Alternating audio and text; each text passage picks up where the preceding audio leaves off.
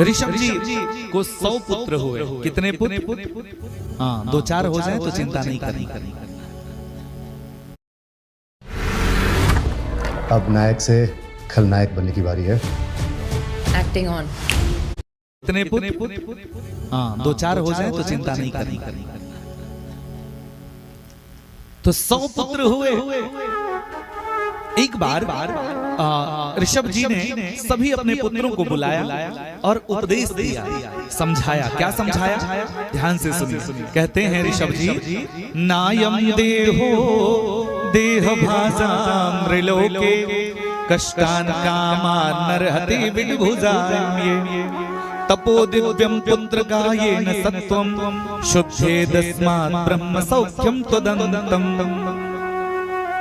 कहते हैं देखो पुत्रों, एक बात बताऊं,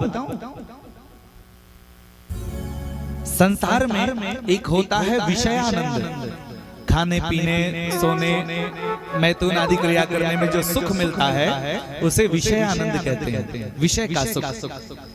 एक होता है ब्रह्मानंद, जो बड़े बड़े योगी लोग समाधि लगाकर भगवान का स्मरण करते हुए जो आनंद करते हैं उसको कहते हैं ब्रह्मानंद। और एक होता है परमानंद। तो जानते हो पुत्रों, जो विषयानंद होता है वो किसी भी शरीर में प्राप्त हो जाता है।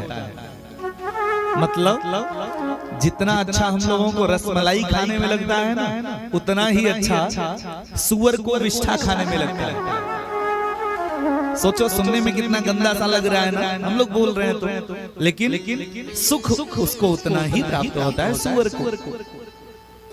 तो भैया विषय का आनंद किसी भी शरीर में प्राप्त हो जाता है, लेकिन जो ब्रह्मानंद है, जो परमानंद है, वो तो केवल मनुष्य के ही योनि में प्राप्त होता है।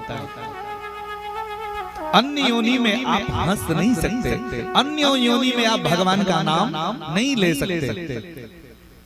आहार निद्रा भय मैथुन सब शरीर में कर सकते हैं, पशु पक्षी योनि में कर सकते हैं, लेकिन भगवान का नाम तो केवल मनुष्य योनि में ही ले सकते हैं। ये सौभाग्य प्राप्त होता है।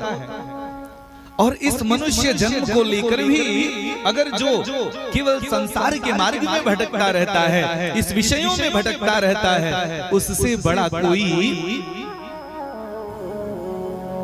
मूर्ख नहीं है।